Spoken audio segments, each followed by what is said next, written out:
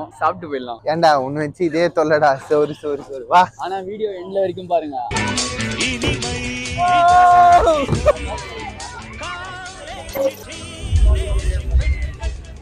சத்தியமா சொல்றேன், இந்த இடம் பயங்கரமா இருக்கு. Edinburgh.